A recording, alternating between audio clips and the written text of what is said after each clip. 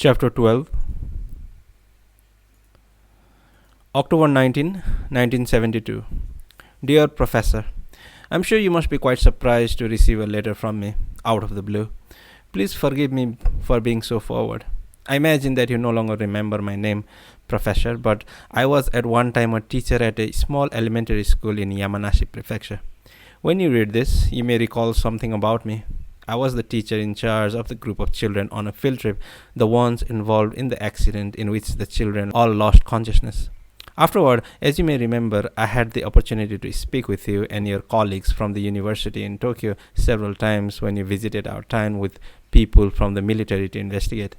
In the years following, I've often seen your name mentioned prominently in the press, and I have followed your career and achievements with the deepest admiration. At the same time, I have fond memories of when we met, especially your very businesslike, brisk way of speaking. I feel blessed too to have been able to read several of your books. I've always been impressed by your insights, and I find the worldview that runs through all your publications very convincing. Namely, that as individuals, each of us is extremely isolated, while at the same time, we are all linked by a prototypical memory. There have been times in my own life that I felt exactly this way. From afar, then, I pray for your continued success. After that incident, I continued to teach at the same elementary school. A few years ago, however, I unexpectedly fell ill, was hospitalized for a long spell in Kofu General Hospital, and after some time submitted my resignation. For a year, I was in and out of the hospital, but eventually I recovered, was discharged, and opened a small tutorial school in our town. My students were the children of my former pupils. It's a trite observation, perhaps, but it is true what they say, that time does fly, and I've found the passage of time to be incredibly swift. During the war, I lost both of my husband and my father, then my mother as well in the confused period following the surrender. With my husband off to war soon after we married, we never had any children, so I've been all alone in the world. I wouldn't say my life has been happy, but it has been a great blessing to have been able to teach for so long and have the chance to work with so many children over the years. I thank God for this opportunity. If it hadn't been for teaching, I don't think I'd have been able to survive. I summoned up my courage today to write to you, Professor, because I've never been able to forget that incident in the woods in the fall of 1944. 28 years have passed, but to me it's as fresh in my mind as if it took place yesterday. Those memories are always with me, shadowing my every waking moment. I've spent countless sleepless nights pondering it all, and it's even haunted my dreams. It's as if the aftershocks of that incident affect every aspect of my life. To give you an example, whenever I run across any of the children involved in the incident, half of whom still live here in town and are now in their mid-30s, I always wonder what effects the incident had on them and on myself. Something as traumatic as that you would think would have to have some lingering physical or psychological impact on all of us.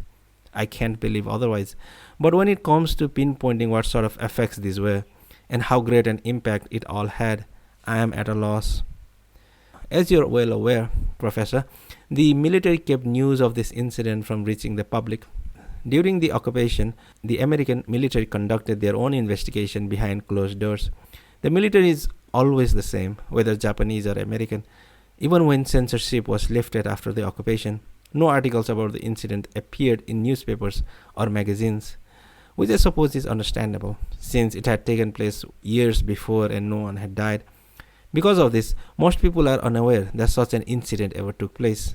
During the war, there were so many horrific events, and millions of people lost their lives. So I don't suppose people would be very shocked by what happened in our little town. Even here, not many people remember what happened, and those who do don't appear willing to talk about it. I'd say most people who recall the incident find it an unpleasant memory they'd prefer not to touch on. Most things are forgotten over time. Even the war itself, the life and death struggle people went through, is now like something from the distant past. We're so caught up in our everyday lives that events of the past, like ancient stars that have burned out, are no longer in orbit around our minds. There are just too many things we have to think about every day, too many new things we have to learn. New styles, new information, new technology, new terminology. But still, no matter how much time passes, no matter what takes place in the interim, there are some things we can never assign to oblivion, memories we can never rub away. They remain with us forever, like a touchstone. And for me, what happened in the woods that day is one of these.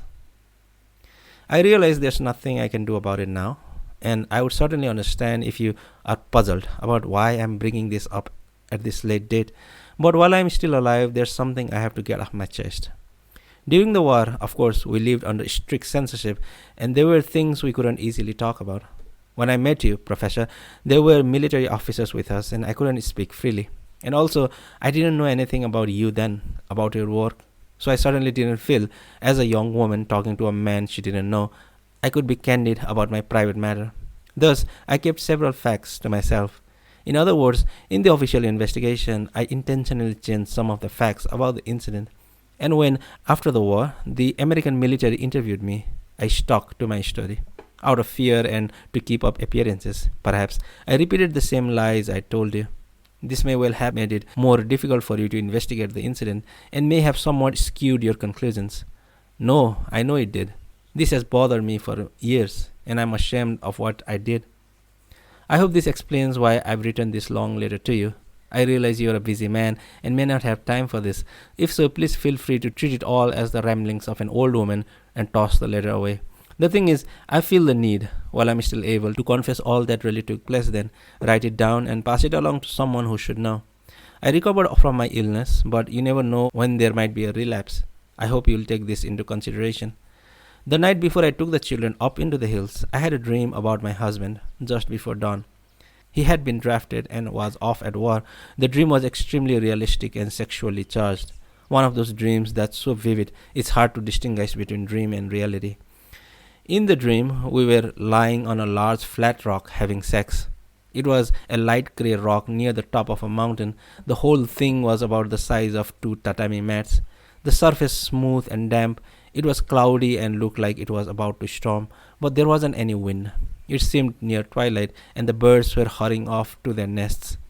So there the two of us were under the cloudy sky, silently having intercourse. We hadn't been married long at this time, and the war had separated us. My body was burning for my husband. I felt an indescribable pleasure.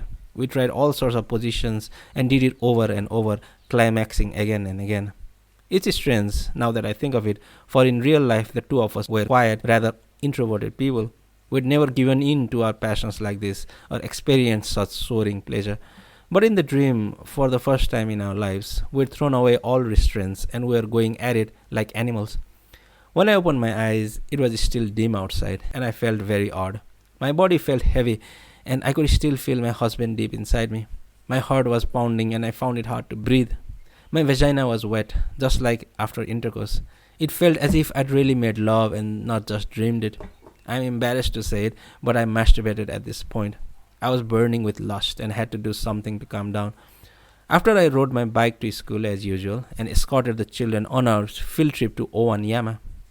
As we walked up the mountain path, I could still feel the lingering effects of sex. All I had to do was close my eyes and I could feel my husband coming inside me, his semen shooting against the wall of my womb. I clung to him for all I was worth, my legs spread as wide as possible, my ankles entangled with his thighs. I was, frankly, in a daze as I took the children up the hill. I felt like I was still in the middle of the realistic erotic dream. We climbed up the mountain, reached the spot we were aiming at, and just as the children were getting ready to fan out to hunt for mushrooms, my period suddenly started. It wasn't time for it. My last one had stopped only 10 days before, and my periods were always regular. Perhaps this erotic dream had stirred something up inside me and set it off. Naturally, I hadn't come prepared, and here we were in the hills far from town. I instructed the children to take a short break, and then I went off alone far into the woods and took care of myself as best I could with a couple of towels I'd brought along. There was a great deal of blood, and it made quite a mess, but I was sure I'd be able to manage until we made it back to school. My head was a complete blank, and I couldn't focus at all. I had a guilty conscience, I imagine, about that uninhibited dream, about masturbating, and about having sexual fantasies in front of the children. I was usually the type who suppressed those kinds of thoughts. I had the children go off to gather their mushrooms, and was thinking we'd better make it a short trip and go back as soon as we could.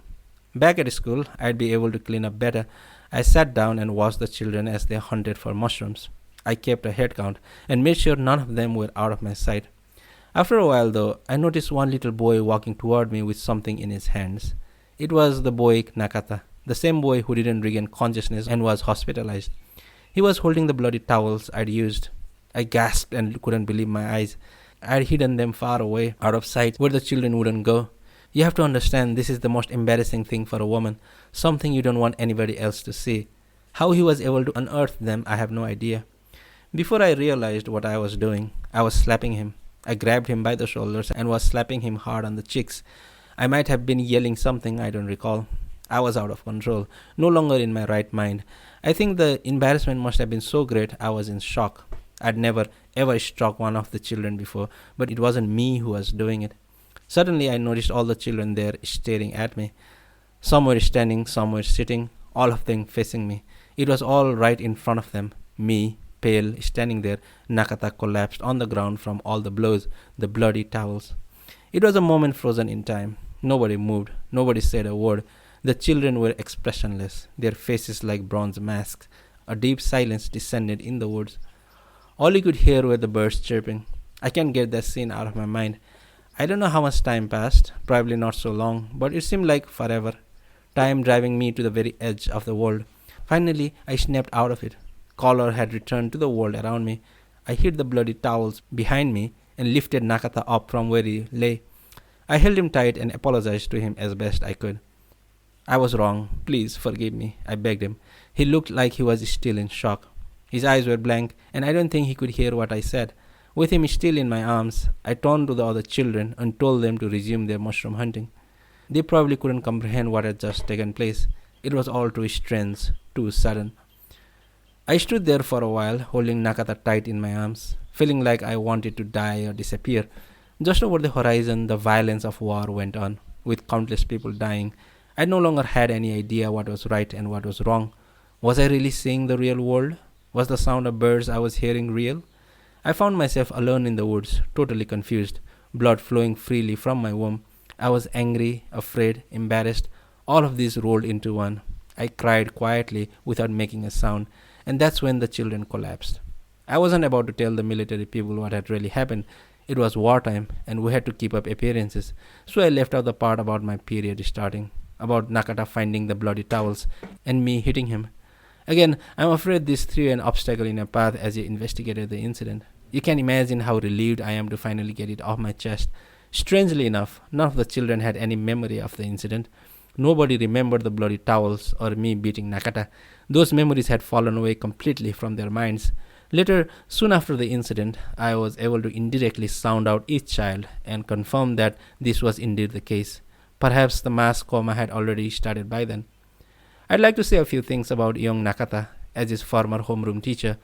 What happened to him after the incident, I don't really know. When I was interviewed after the war, the American officer told me he'd taken to a hospital in Tokyo and finally regained consciousness. But he wouldn't tell me any details. I imagine that you know more about this than I do, Professor. Nakata was one of the 5 children evacuated on our town from Tokyo, and of the 5, he was the brightest and had the best grades. He had very pleasant features and always dressed well.